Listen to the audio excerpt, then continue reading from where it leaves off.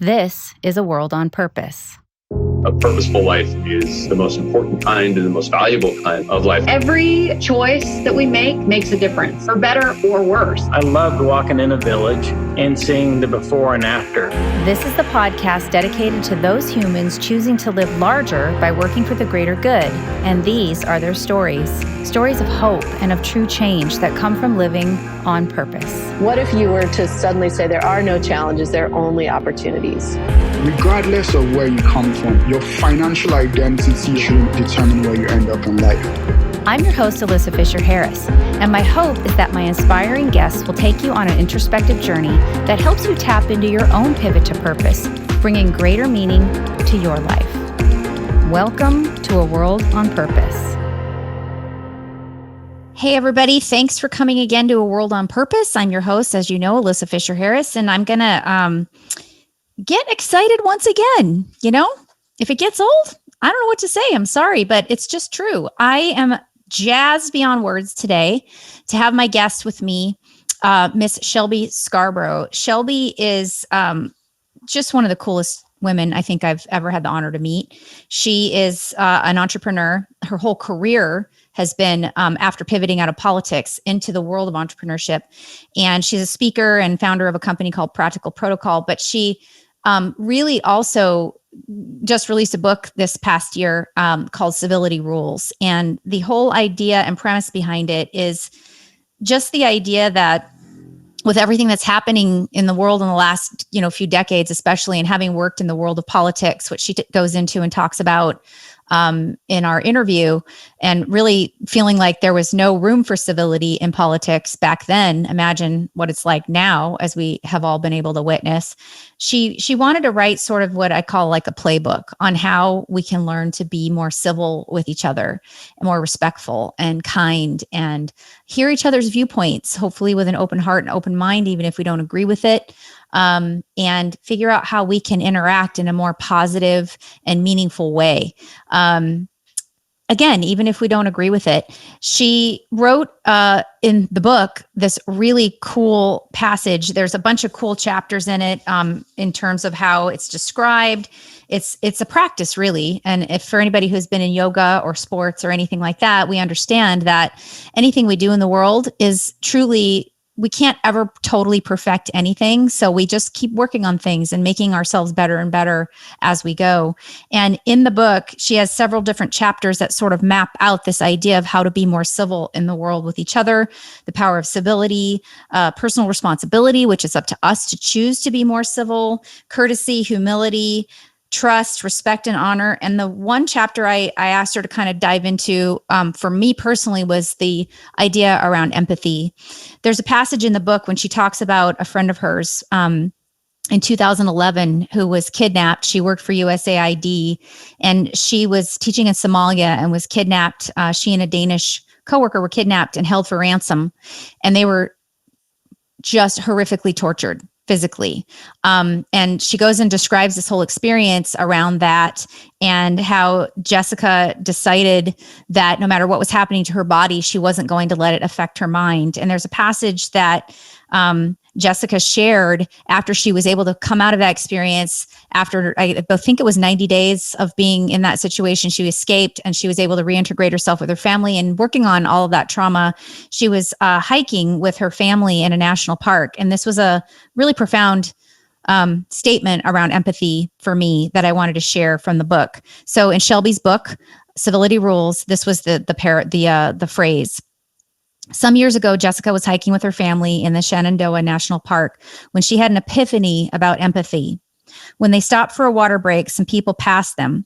They appeared to be a big family, about 10 of them, from babies to a granny. One of them carried a shovel, which they thought was strange. A little while later, when they continued hiking, they saw the family off the trail in a particularly beautiful area.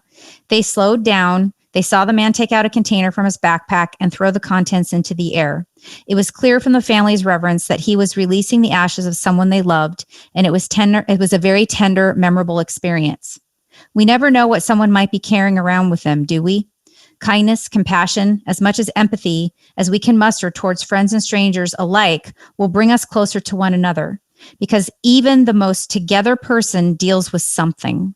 We all have something in our backpack that is difficult to carry and not always apparent.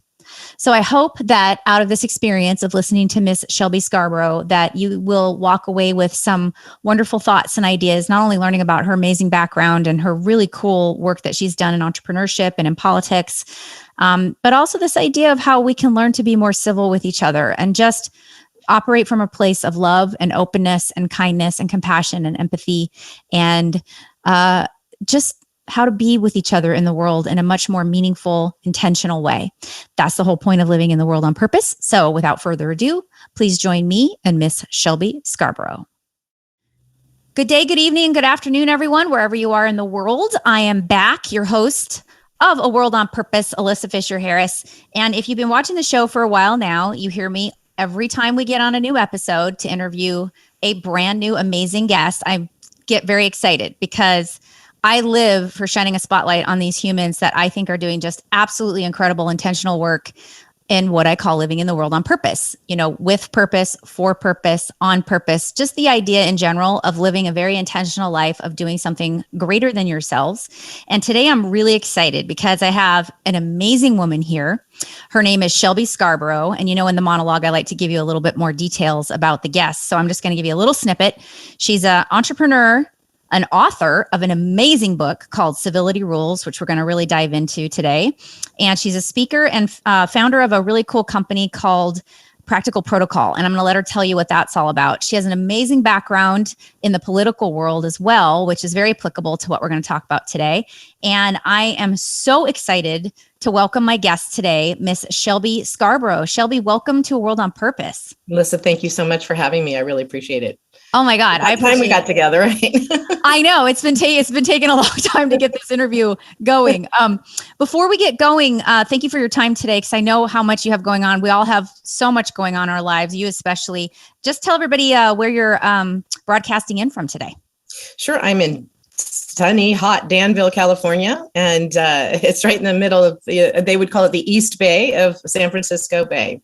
Yes. Awesome. And I'm over here in Napa, which is also another second home to you, which we're super excited about. Yes. So Shelby, you and I were connected through some very, very dear family of mine. Shout out to Auntie Dawn Dickinson and my mother and father-in-law, Marilyn and Ren Harris, who introduced us last year. I think it was before the pandemic. Yes. Right? Probably just before that holiday season around 2019. And they were like, oh my God, all the work you're doing around impact and purpose, you have to meet our friend Shelby, and you guys will completely be like this. And I think they were not wrong. So it's such an honor to meet you. And we've been able to chat a little bit about the world of impact, et cetera. But you especially have done some really unique things in the world of purpose. So the show, what we like to do here. We kind of start the show with giving people a real insight into who you are and what your mission in life is and what kind of got you on this path of purpose. So would you please share a little bit about Shelby Scarborough and what got you here and why living a mission or purpose-driven life, how that was meaningful to you? Sure. I grew up in California, and I moved to Washington, D.C. after I graduated from UCLA, and I spent almost 2 decades there, more than that, almost 3 decades in Washington, D.C., working in the political realm, working in the international affairs realm, diplomacy, that kind of thing. And part of it was being an entrepreneur. Part of it was in President Reagan's administration, second administration. And then once we graduated from that, once that ended, I started my own business in 1990, as you said, Practical Protocol. So that's been going for quite a long time.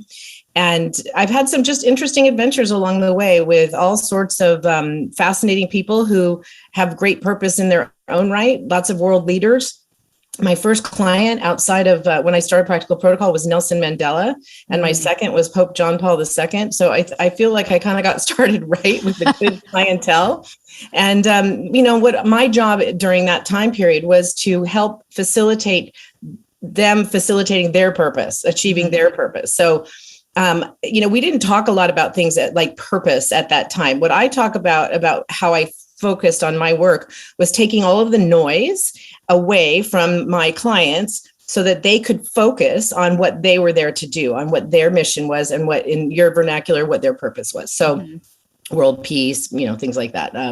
So it was really fun to sort of be an accessory to that and to amplify their work and to make it easier for them to get done what they needed to get done. And as you grow, as you age, as you have different experiences, you evolve. You hope you evolve. Just kind of like my business evolved the same way. So I started moving a little bit away from doing the logistics and traveling around with these people to teaching other people how to achieve some of the same goals as far as logistics and focusing on the client needs, focusing on people versus things. Event management, sometimes if you boil things down to that, can be all built around taking care of the flowers and the this and the that. And I'm always focused on the human experience. Mm-hmm. So I kind of evolved around that and ended up doing public speaking around that. And then my book. And so it's just, it's a ever-changing scenery, which is the way I like it, I suppose. Right. Well, and it's kind of fun because when you have that entrepreneurial spirit and background, you like to have things a little dynamic and fluid and not so structured. You have a nice balance of both, right? Exactly. Yeah. Let's go back a little further though. So that is so cool. First of all, to start your business with 2 clients like that, that's pretty impressive. And going back we're going to go back even before the Reagan administration, back into sort of your childhood, because part of your passion and your mission in life is actually supporting entrepreneurs, which we're going to talk about a little bit. And that started really early for you in your own family business, I seem to recall. Is that correct?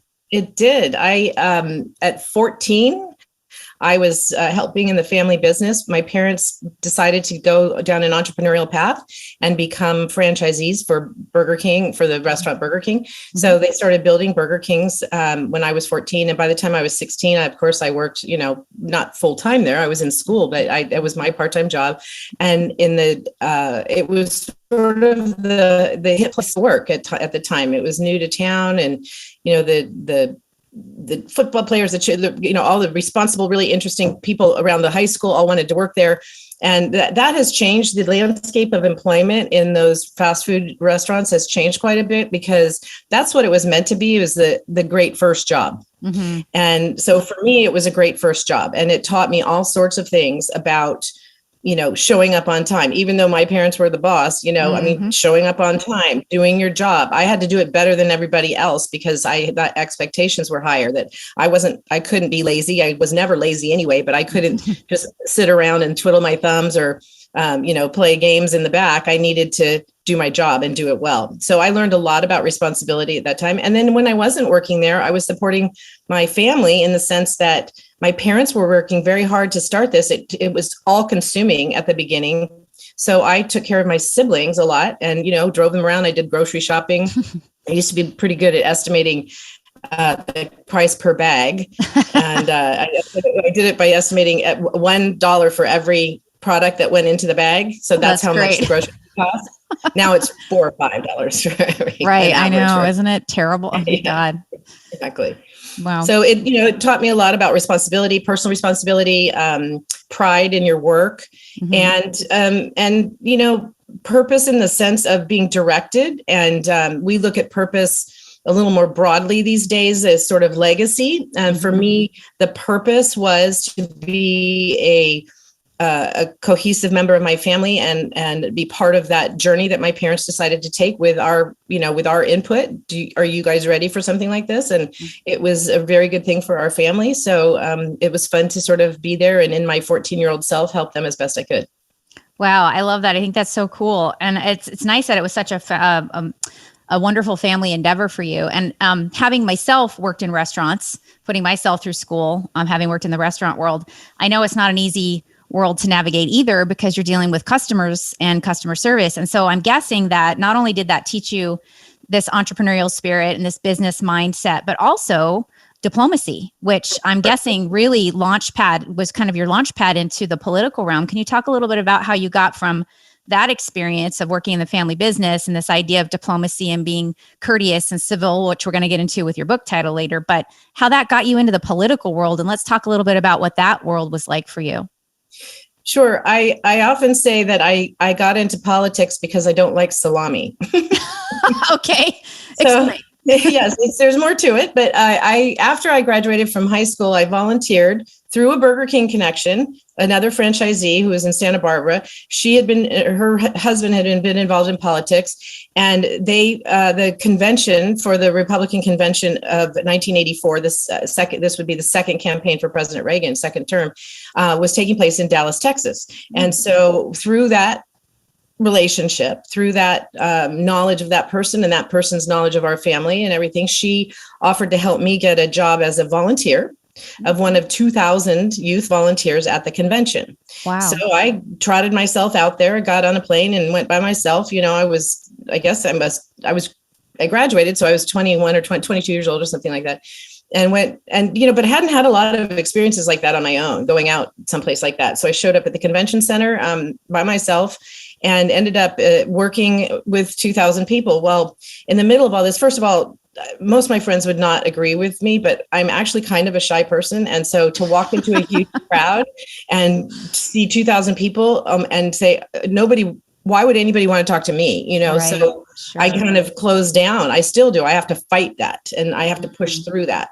But what happens is when I went in, they were handing out these disgusting salami sandwiches, the huge box for lunch for these 2,000 people. And I'm like, I can't eat this. It was so disgusting. So but what are you going to do? Stand there and not eat or stand, it was just awkward. So I ended up getting around asking if the people who were organizing this needed help. And I got on the other side of the table and started handing out the salami sandwiches.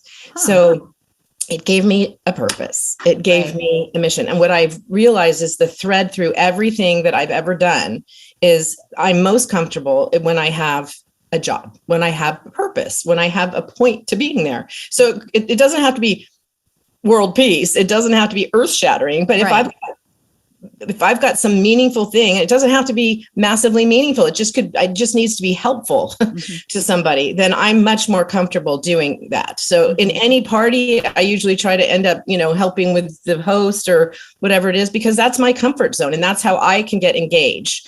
And so it's sort of a backwards way of realizing how to enact and enable yourself to pursue purpose in a bigger way too. Mm-hmm. No, I think that's great. I think that's kind of the whole point of our show here is helping people understand that purpose is what it means to you. It's definable by something that's an action that you take that brings you greater meaning, whether it's a small thing or a large thing, but something bigger than yourself, something that's doing something for someone else really can be so fulfilling. And it sounds like in that case for you, it also helped you get over this little fear of being shy, and then you were feeling valuable. And I think that that's really important too. So going from there though, I would never guess that you were shy. You're so personable and lovely, and so engaging. But it's nice to know because we all have our little things, right? Yeah. So thank you for sharing that. But let's talk just a little bit because I'm kind of setting us up to get to your book, which to me is such a profound book. Let me just say, my father-in-law, who we just mentioned, loved this book so much. He read it, literally read it 4 times. So he told me that. I know. And he reads everything voraciously anyway, but that says a lot about this book. And it's a absolutely timely discussion. We're not there yet. So let's talk a little bit about your world involved specifically in politics. And then when you launched off into working with these world leaders, because that will help us shape this conversation that you came to this epiphany of where is our civility in the world. So let's talk about your career in politics a little bit. So as I said, I started in the second Reagan administration I went and volunteered, and then I was hired after that. There's little twists and turns along the way, but fundamentally I ended up working on the inaugural committee for President Reagan, the second inaugural, where I met lots of interesting people. And within 6 weeks of that job, because it's a short-term project, I was asked to work in presidential advance at the White House. And that was pretty amazing. It's not a career path you can kind of say, okay, here's how you do it. It was just, it's the way I would recommend: get involved, get engaged, but at the same time, it's not you can't go to college for it, so to speak. So I worked there for almost 4 years, for most of the term, 3.5 years. I was asked then, so I traveled around the world with the president and with a team of people. We had about 15 people on staff, and then about, maybe another 30 or 40 people who were either in government positions in another agency or private sector. And then we would have an international trip. We would put teams together, part full-time staff and part volunteers to fill out the job descriptions and things. And we would go around the world and set up the president's events all over the world. So places like when he said, I had been I was in charge of the economic summit, or as far as my role, and we all had our roles at the economic summit in Venice. And then after that, I flew with the president I was in the backup plane. There's 2 planes. Two Air Force One that lookalikes, and I flew into Tempelhof Airport in Berlin. Wow! And watched him as a guest. Watched him say, "Mr. Gorbachev, tear down this wall," from about 30 feet away. Wow! So I had some amazing opportunities, and I had a great boss. Jim Hooley was his name. He was really conscious of putting our team into those positions because he knew how hard we all worked, including himself. And when there was those opportunities to be part of those historical moments, he was pretty good about slipping us in. So he could have just sent me home on a commercial flight, but he said, "Come with us so that, you can be a part of this." And it was really memorable. So lots of, in Moscow, I was able to, I worked in Moscow for several weeks preparing for President Reagan's visit there. And then being in the heart of the Kremlin to watch them sign the treaty was just it's pretty amazing kind of memories. And I didn't always appreciate it at the time, which is not unusual for a 22-year-old and who's working too hard and sometimes just can't see the forest for the trees.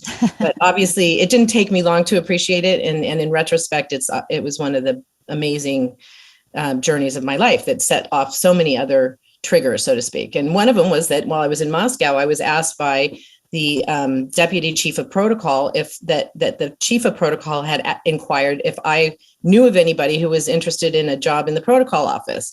And I said, "Well, let me think about it." And she goes, "No, you're misunderstanding me. Mrs. Roosevelt, Ambassador Roosevelt, wants to know if you know somebody." Apparently they had this sort of tacit understanding not to poach each other's people. Oh, They didn't want to just outright, They wanted me to volunteer to say, "I'm interested." So I ended up going to the protocol office at the State Department. So a lot of people kind of conflate those things, but it's a separate office run by the chief of protocol at State Department, right off the front door, because the point is to handle all of the foreign ministers and all the kings and queens and prime ministers of other countries coming in to the United States to visit the president. So they would come see the Secretary of State, but we were based at State, but we'd go back to the White House all the time because we would take a head of state or somebody to see the president or go to have a state dinner or an arrival ceremony on the South, all the ceremonial aspects of things. And so with the president, I dealt with one client, many venues, and with protocol, it's like 3 or 4 venues and many different clients, many different cultures is really the bigger point, because you had to adapt to different cultures. Even though we had a program, everything was always a little different because every culture had an idiosyncrasy we needed to factor in. Wow.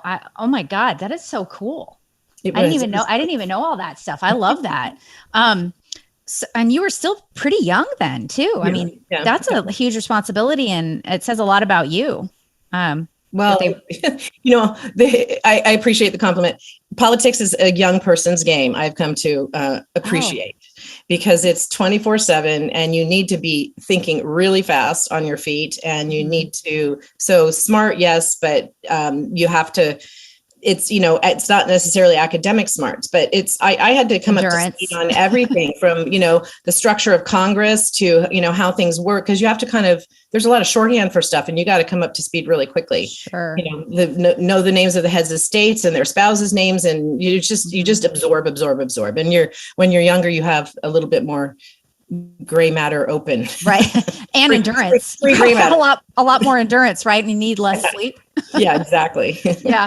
Wow. Well, that's very cool. And I'm guessing then, having been in that protocol office, that's kind of what sparked this idea of practical protocol. Is that right?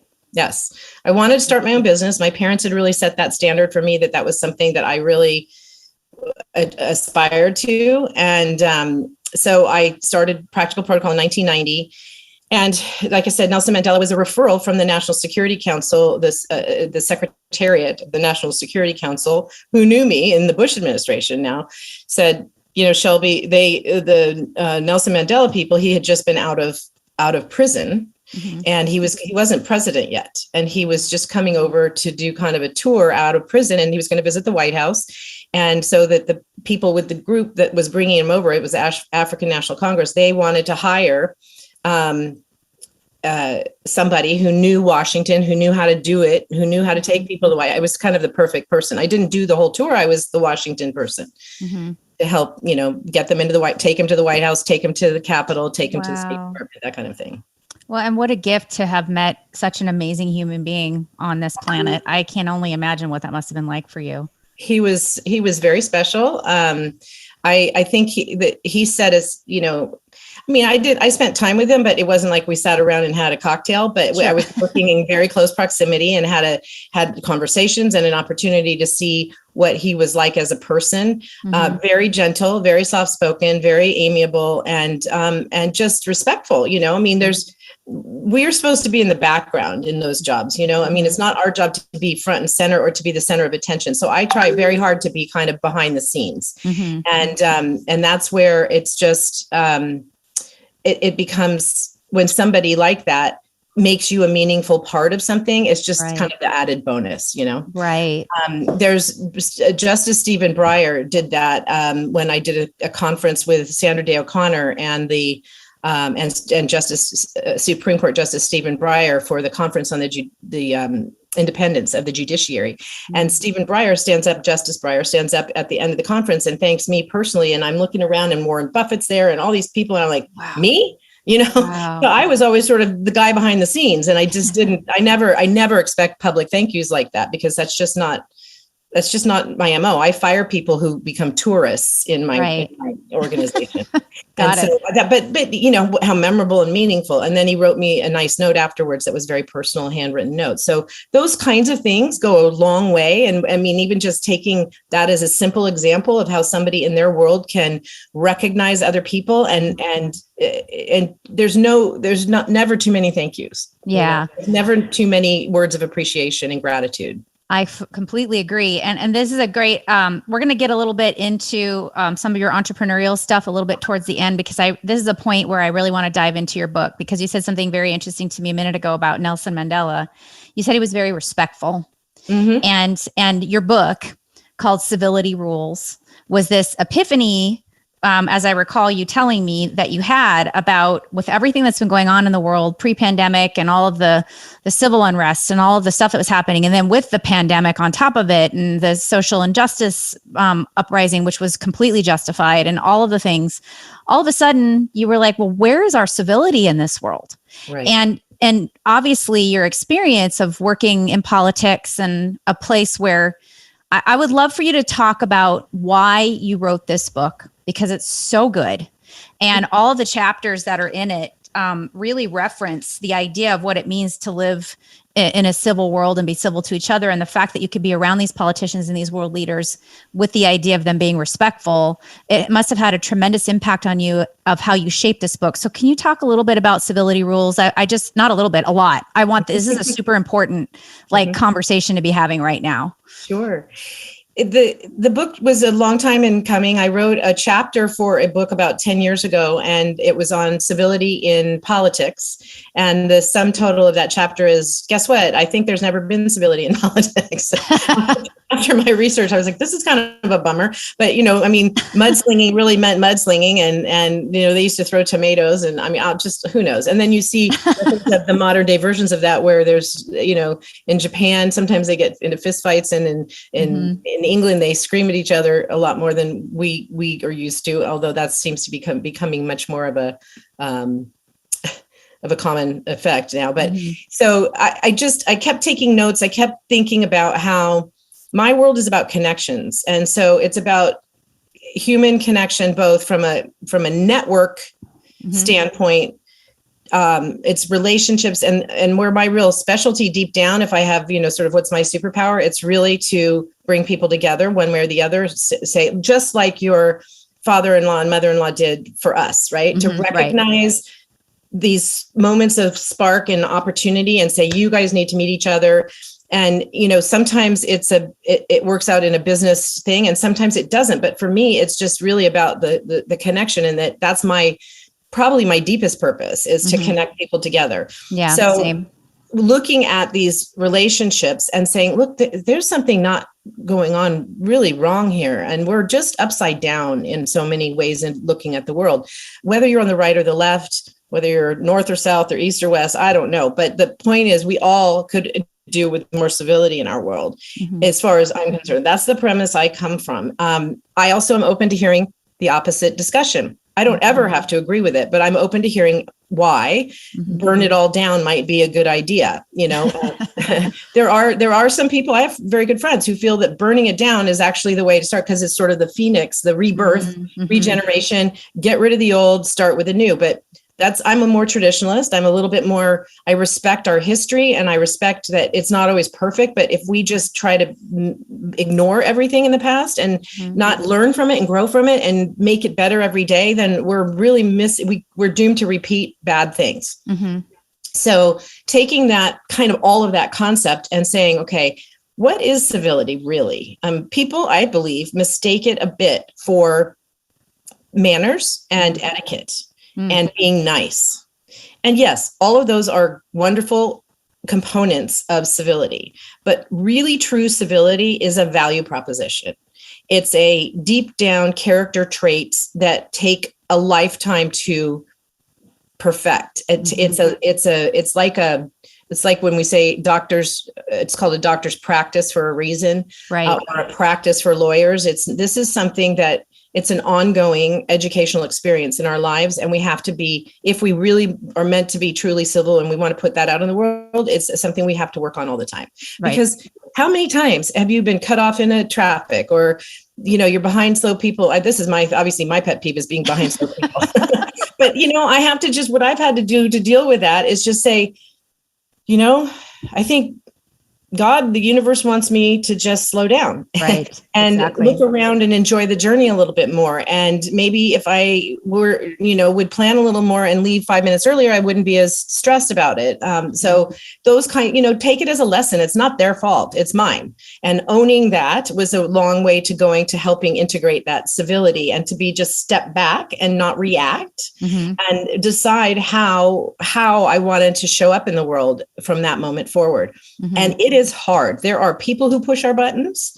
There are situations that push our buttons, because we are all human beings. There is no doubt. So the imperfectness of mankind is inherent in this discussion, which means we have to bring humility to the table. We have to come to the table knowing that, as convicted as, say, I am about civility, there could be a very interesting discussion about when civility isn't appropriate. And I'm open to that discussion. I could even argue with myself, you know? Right. So these are the things that it's more about character traits. So it goes into deep things like trust and respect and honor and dignity and duty, empathy and humility and personal responsibility. Those are the core constructs in the book.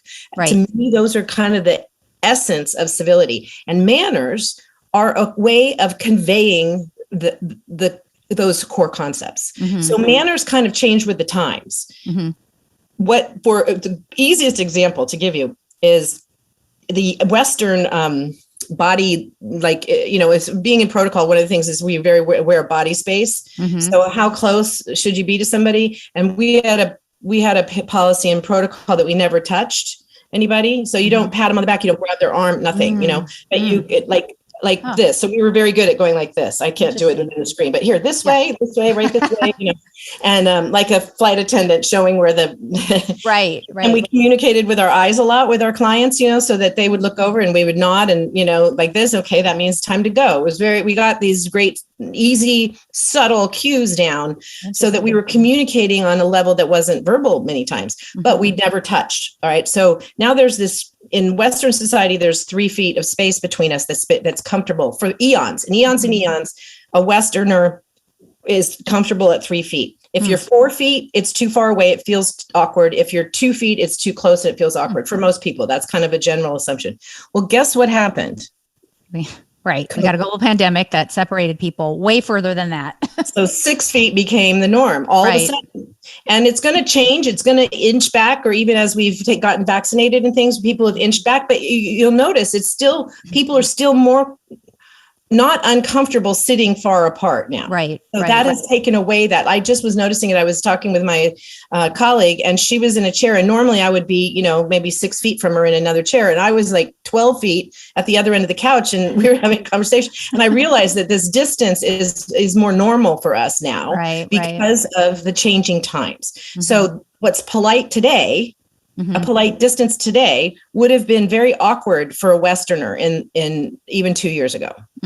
So this is that you might have given the impression that you were standoffish if you stepped too far away.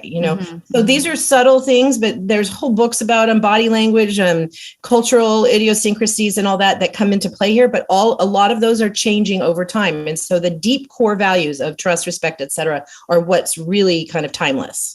Yeah, I agree. And I think that's so interesting that you chose this topic to, even though you started it, quite a while ago, you really finished it, I believe, during the pandemic. And that was a really interesting time for you to bring this about, because I think, when you laid out the idea of the core components of it, your chapters are the power of civility, personal responsibility, courtesy, humility, empathy, trust, respect, and honor.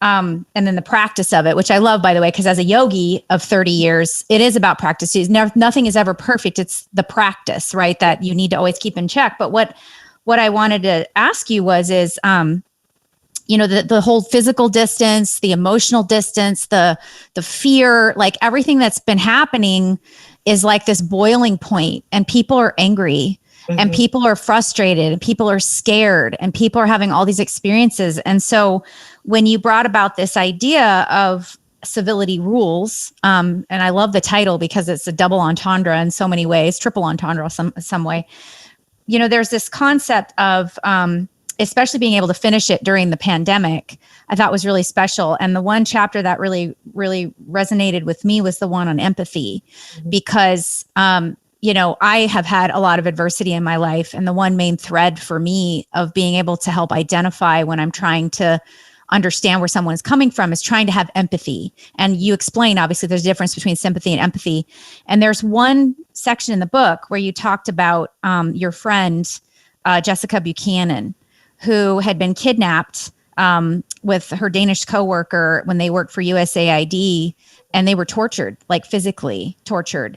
And she made a conscious choice to not let that affect their mind. And you referenced this whole section around how can we possibly empathize with something that horrific, but yet we all have the ability to empathize with pain. And so I would love you to talk a little bit about that, because I think the core for me of civility and being able to be civil with each other is really being able to find that part of ourselves that could truly try to empathize with someone's position, even if we don't agree with it.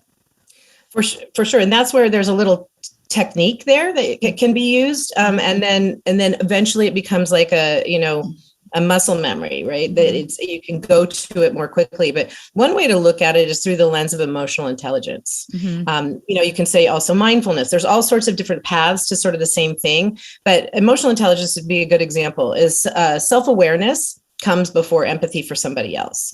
So it's hard to be empathic towards somebody else, even sympathetic towards somebody else, if you're not aware of your own emotions, if you're not aware and in tune with your own core values and emotions. So if you know what sadness is, if you know what sorrow is, if you know what happiness is, we think we do, but we don't like to sit with our feelings very much, to use a Spike's phrase. And so to be a self-awareness and where your physical space, where your mental space is around something, if we get a grasp on that first, then we can start to have empathy for somebody else, true empathy, right? Like really, and to the point, not where you're falling apart, breaking down, where you can't control. I watched a lot of people it looked like they had a lot of pain and empathy for the situation, people being sick or when there's a mass murder, some horrific,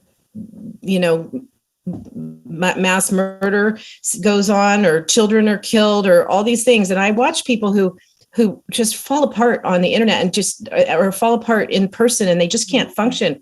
And I worry about that, because I think we need to be able to feel and go there. And I'm not a psychiatrist by any stretch of the imagination, but just personal life experience to say, you have to be able to go there and connect on an emotional level to empathize with somebody and to be able to see the world through their eyes, or at least attempt to, or be willing to listen to something so that you can start to understand it.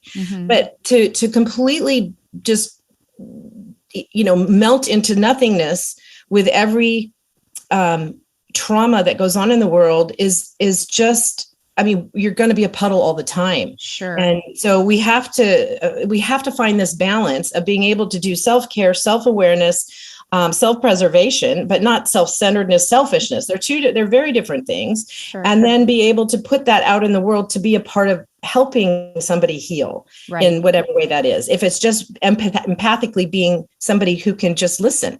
Right. As I talk a lot on these interviews and things, it's always awkward. No, that's the whole point. You're supposed to. This is about you.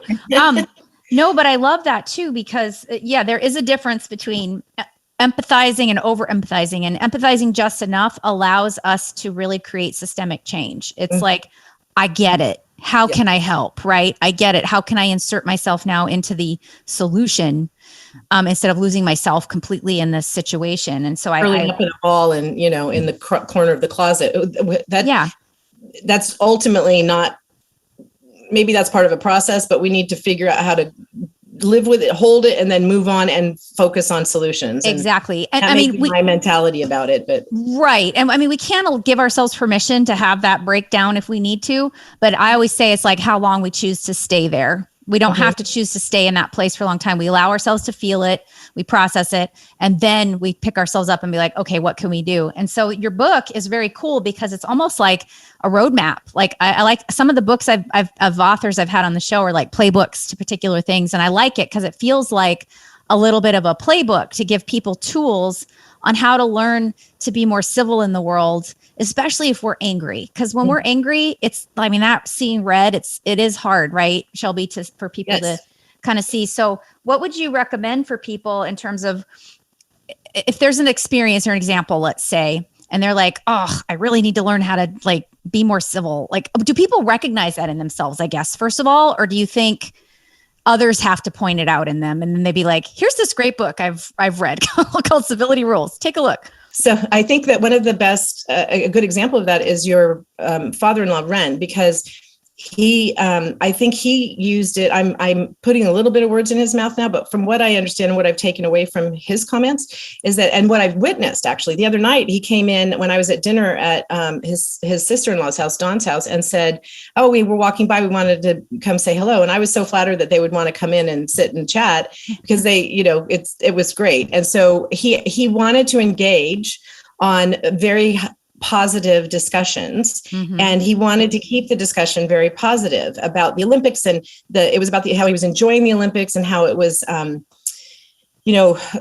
unifying thing. And there's always drama and trauma in the Olympics, and as there is in every world event, especially in the middle of a COVID kind of situation, but how fun and how much he was enjoying things like the opening and closing ceremonies. And so, you can have a way to talk to somebody on something that, I think that's a technique and a tactic that it wasn't deliberately a tactic he was using, but that's what it ends up being, is a useful way. If you don't know how to have a conversation with somebody, stop yourself from going negative first would be a good idea. And we should, I guess, presuming that the other person believes exactly as you do is another mistake. That we should almost presume that nobody believes what I believe. And therefore, if I want to have a communication, it's probably better for me to try to figure out and talk to them about what their interests are and have a conversation around that.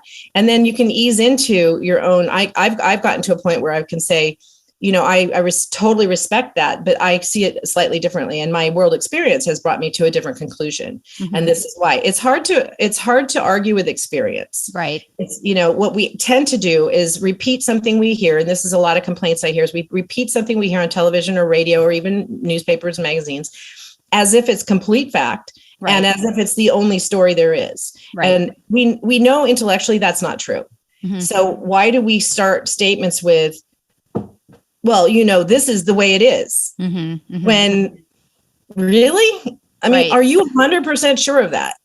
So, and instead of me saying that to somebody or somebody saying that to me, why don't I edit myself and start out with open-ended discussion questions like, what do you think about the current situation with this? Right. Without a bias. Right. But we have, it's so hard to leave that bias behind. Yeah. And so somebody else is making us mad. But you notice I went back, actually, not very clearly, but really deliberately. I went back to, it's not them. Mm-hmm. It's us. And yes, it can totally be them. Right. I mean, it really can be all them. Right. But it doesn't matter. Right. Because the only thing we can control is us. Absolutely.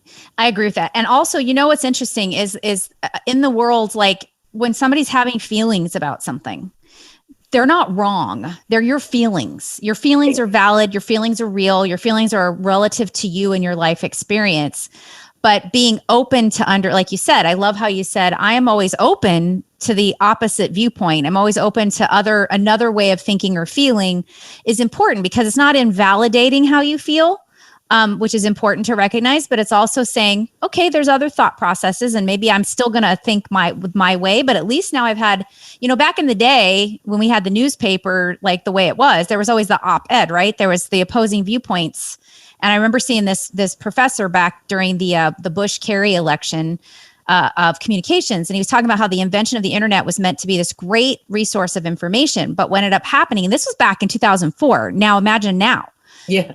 We now have this polarizing place of now you don't get both viewpoints. You get to just operate in the one silo because you tune into what you already believe, which is unfortunate because it's always so wonderful when we're able to hear other people's viewpoints, even if we don't agree with it, which is what your book really points to is like, let's be open. Let's hear other people's thoughts and then let's be civil about it. Let's have a nice conversation because people are afraid to have conversations now, don't you think?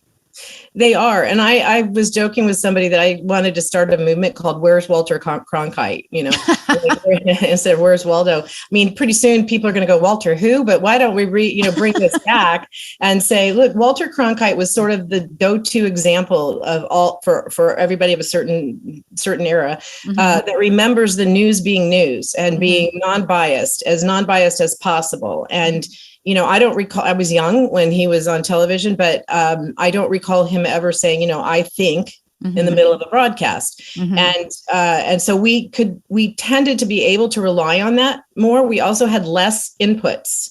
So, I mean, there's great things about the vast place that we can get information these days. There's so many great things, but it also makes for a confusing place to understand what's what. Yeah. And there's so much manipulation in things. So being an educated consumer is really important. And it's really hard to tease out what's real and what's not. But to learn, I remember taking a journalism class and they taught you in the days when they taught you about bias and how as a journalist, you're supposed to be unbiased and critiquing writing that had any bias in it whatsoever. Right. And so, we know it kind of taught you to listen for it. And I don't think that skill set's out there right now. So we don't hear it in ourselves when we say it and it's biased. I mean, I should have opened this whole thing by saying I have a biased perspective on this, but it's based on my experiences. Right. And this is the output, the book and my talks and all of that are from a perspective. Right. And it may resonate, and I hope it does,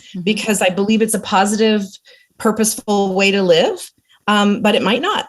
Right. And that's okay too. I just don't need to be torn down for it. Right. Exactly. I don't need people to come attack me because they don't believe civility or they don't think I'm always civil or to me, all that's just destructive and not useful. Well, that's the unfortunate cancel culture we have now too, is like, that's the other reason people are afraid to speak their feelings because they don't know if somebody's going to think it's the wrong viewpoint and then suddenly they're going to get canceled. And so I love the idea about how you're approaching this conversation in civility, Shelby, because I do hope that it opens up people to understand that we all have thoughts, we all have feelings, as long as we're not hurting people with them and we can share openly, then it gives that platform for us. Because the uncomfortable, I've said this before on podcasts, it's the uncomfortable conversations that also create change.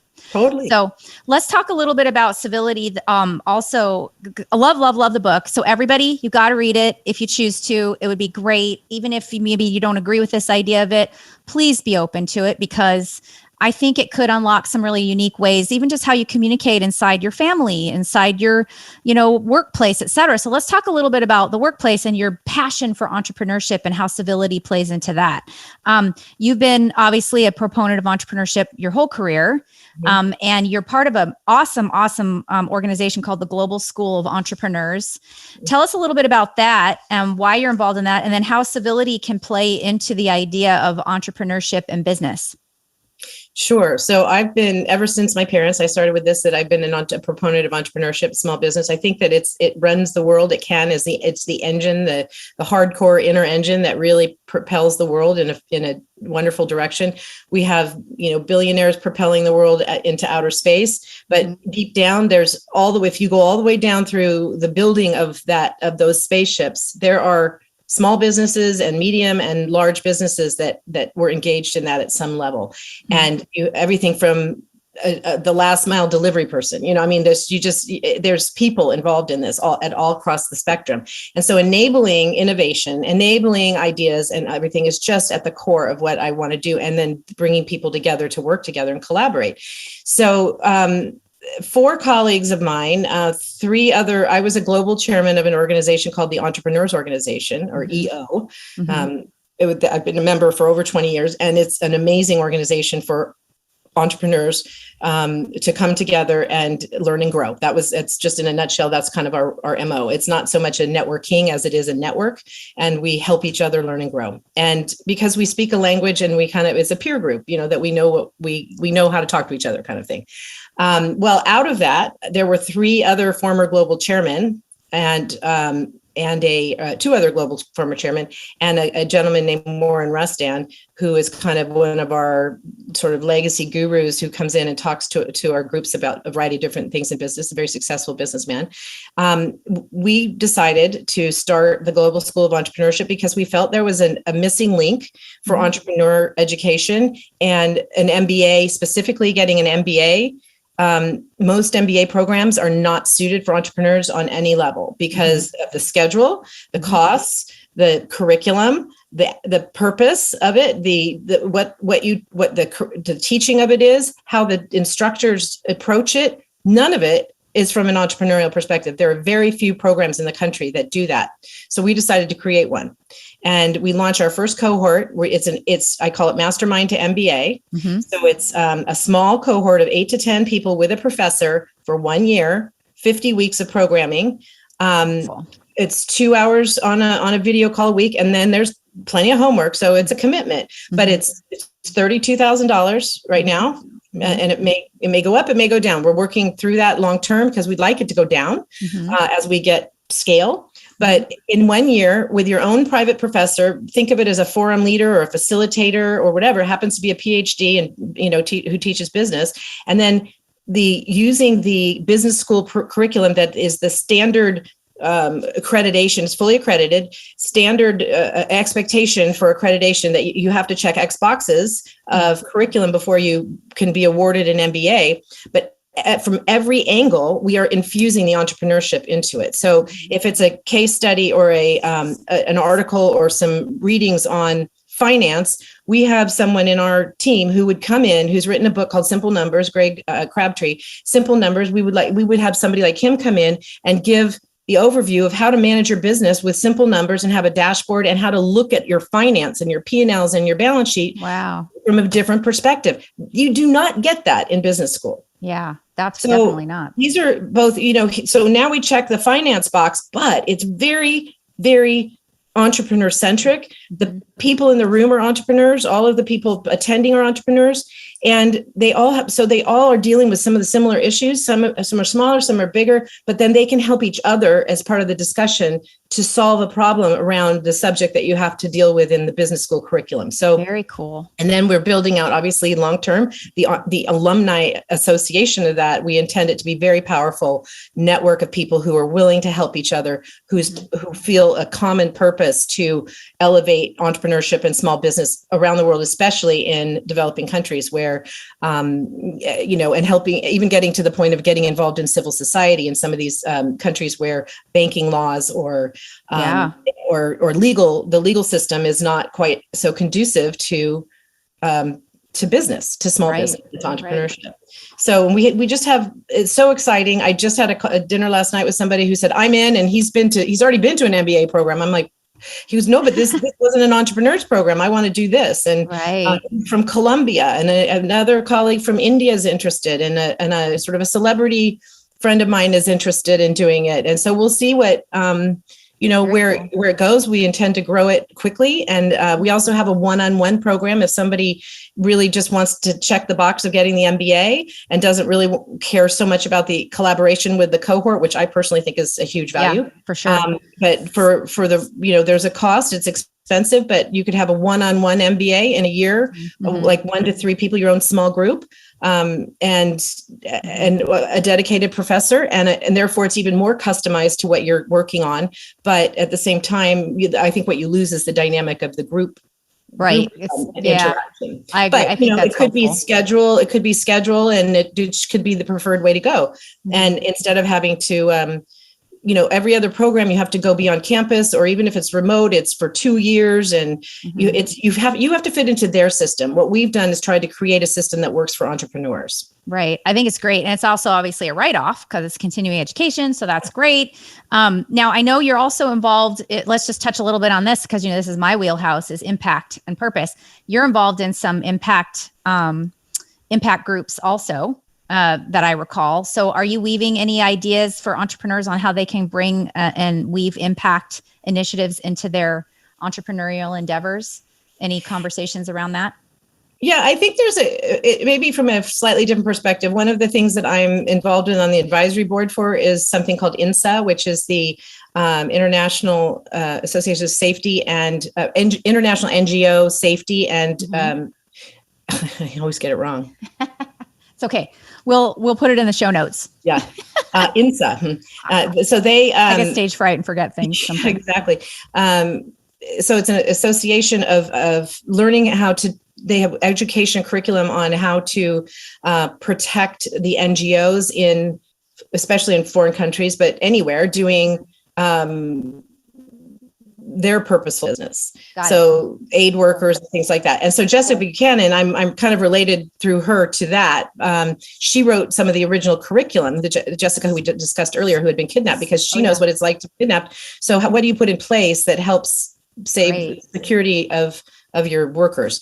So who are maybe volunteering or even not volunteering, but putting themselves in sometimes dangerous situations for the benefit of the world, for a selfless situation. So that's one way I tried to help. And we've gotten them launching a podcast and kind of getting their word out there more broadly. So that's sort of my purpose there, is to help connect them to a variety of different ways to make their purpose more well known.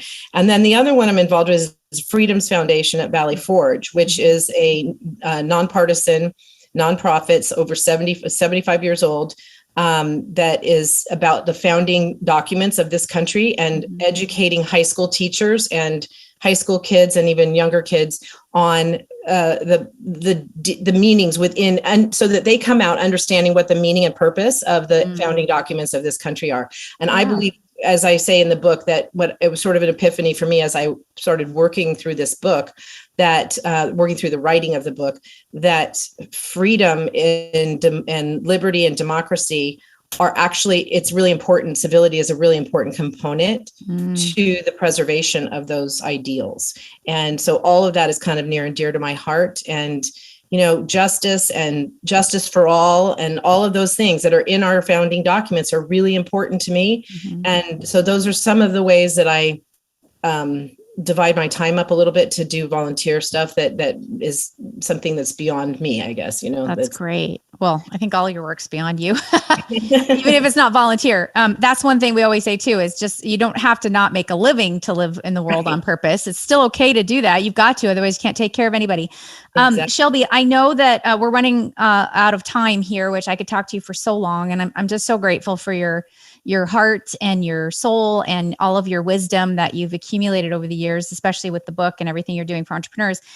Sometimes what I like to do towards the end is, people who are on this purpose, mission-driven life path, it's not an easy path. Being an entrepreneur is not easy. living in the world right now isn't necessarily easy for anyone. If there were some, nuggets of wisdom and some guidance you could just give people who are like thinking, I love my life, or maybe I don't, I'm trying to find a more meaningful path, or when things get hard, what can they do to keep going? What would you say to people? First, I would say that that part of the purposeful practice of civility is to keep an eye on advice and giving advice. It is much more effective in life, I believe, to share experiences. So they're more memorable, they're stories and things. And so if I can think of a story of just when the epiphany of when about 9 years ago, I moved home from Washington, D.C. purposefully. Well, I came home on vacation to see my parents for my dad's birthday and for Christmas.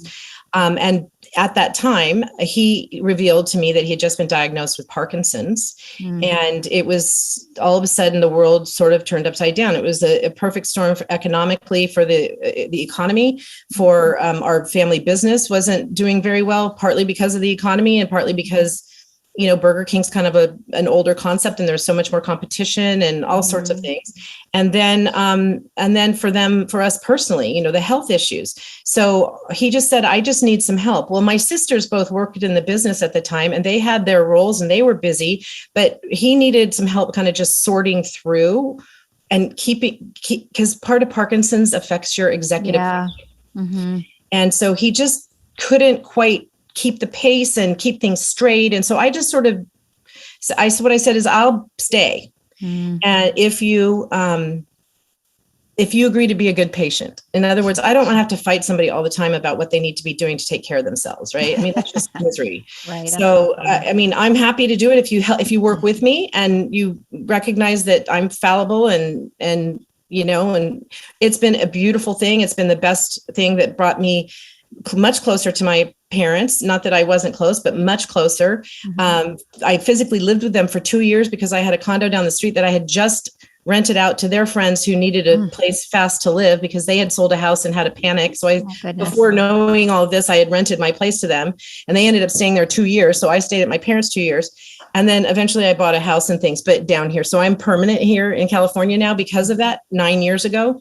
And it just made all the difference. I changed my life, but I know that the change in my life changed theirs, and I hope changed our family life for the better ultimately, because it became very clear that of all the things that I had done in my life, that this was what I needed to do at that time.